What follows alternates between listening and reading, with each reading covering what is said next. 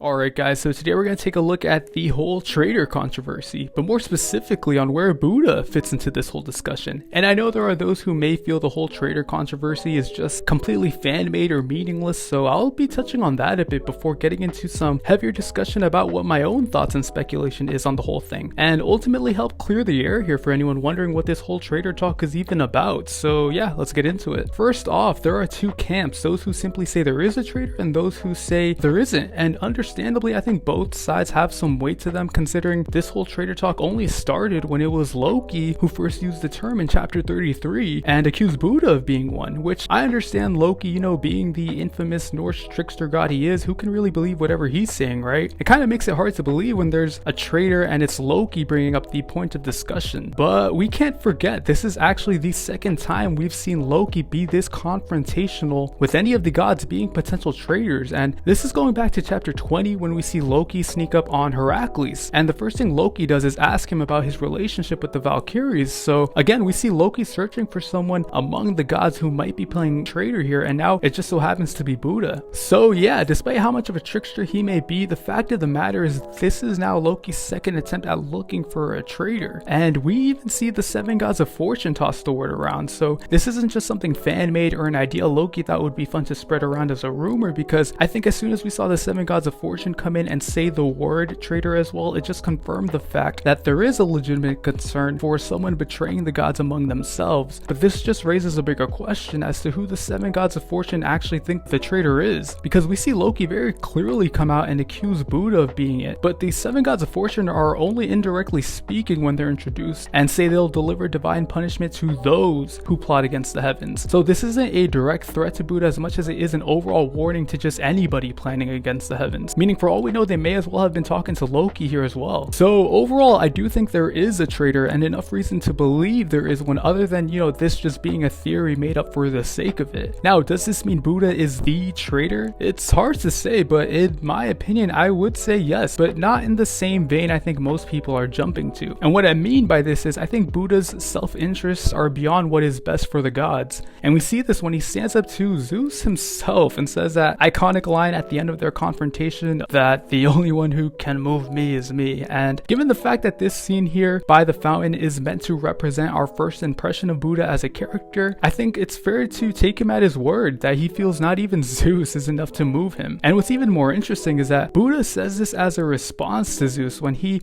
pretty much demands that Buddha not start any more fights, and we know how overwhelming Zeus is in authority and power, judging by the couple times we saw Shiva submit to him. But does this alone mean Buddha is a traitor? Not necessarily, but this does allude to Buddha having higher priorities than the relationship he has with the gods, which could technically make him a traitor if this is something the gods by majority are against. So while he may not be technically serving the gods in the way that Zeus or Loki would want him to, this still doesn't explain why we suddenly see Kojiro and Okita come to defend Buddha. And despite the excuse that Kojiro only showed up because he felt Buddha was being bullied or whatever, and that Okita just showed up for the fun of a fight that happened at the right place at the right time for him, this is just way too coincidental for me to believe, honestly. If anything, it just makes Buddha look way more suspicious than he already did when Loki and the seven gods of fortune were suspecting a traitor, because this implies that Buddha may be somewhat responsible for Poseidon's death against Kojiro in some way, shape, or form. But even more than that, this may mean Buddha has something to do with Okita's upcoming fight in the tournament, if this means that Buddha and Kojiro and Okita are all involved with each other in some way. And considering Buddha already showed he would stand up to Zeus if it came down to it, I don't think he would care about the consequences of helping humanity regardless. There is also the fact that when we see the seven gods of fortune introduced, it isn't really explained as to why they're there, other than to make the traitor threat that honestly wasn't even directly said to Buddha. So it makes you wonder what they even came to do. I mean, we get that scuffle between him and Ebisu, but even during that, Ebisu's only business with Buddha is mainly about Ebisu wanting to settle some beef he's had with him, apparently, which,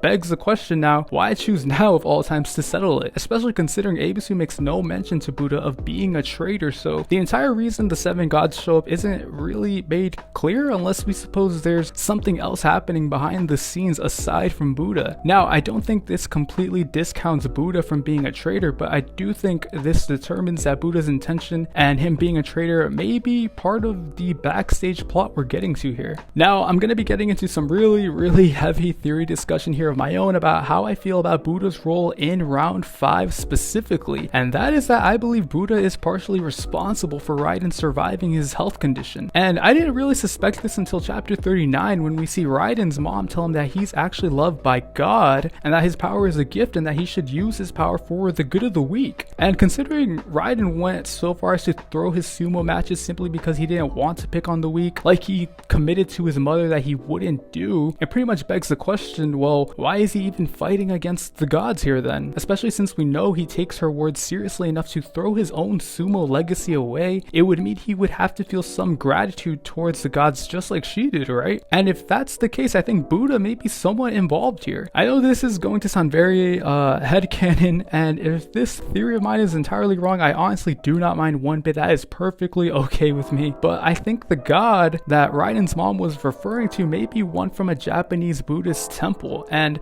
during Raiden's time of birth, it was actually very common to pray to these just as much as you would at Shinto shrines, considering Shinto and Buddhism have always been the two dominant religions in Japan. And one of the most popular Buddhist figures in Japan are Jizo and Kanon, who are very famous for their role in childbirth and protecting children. And if you've seen Hunter x Hunter or Dororo, you'll notice that Buddhist symbolism isn't a rare thing in anime or manga. It's actually pretty common, even if it's not outwardly referencing the Buddha himself. So if any particular Buddhist figure like Jizo or Kanon are responsible for Raiden overcoming his health condition, it would actually explain why he decides to fight against the gods themselves despite knowing how much they meant to his mother when they saved him. Ironically enough, it's actually in chapter 33 where we get the first glimpse at Raiden's backstory with his mom and the first mention of the word traitor by Loki. So yeah, I could be again completely wrong about this, but I do think it's a curious point to mention that Raiden should have felt some sense of gratitude towards the gods or a god, given how much value he gave to his mom's choice of words. And I know it's easy to say Raiden fought in the tournament for the sake of the weak, in this case the weak being humanity that's being tested by the gods, but again, this doesn't explain why he should feel some sense of gratitude towards the ones who saved him like his mom said. I hope I haven't been painting the picture that Buddha is indeed the big bad villainous traitor that we all have to keep an eye out for, because I don't think that at all actually. I'm just trying to give reason to what could brand him the title of one. And in my honest opinion though, I do think that even if Buddha is a traitor, even by the purest sense of the definition, I think the one we all have to keep an eye out for is Odin. And I have a whole separate video up on the channel as to why I think Odin is the traitor. So if you're interested in that, I'll drop a link down below in the description for it where I comb into the details and everything about it. Alright guys, that's going to be it for me. I know I've only talked about Buddha and Odin so far about being traitors in terms of, you know, how many videos I have for both of these characters, but this type of discussion could go almost any and every direction. So please let me know what you guys are thinking, and if you like the video, please leave a like. I'd greatly appreciate it, and if you want to see more, please consider subscribing. That'd be awesome. That's all for me guys, and have a great day.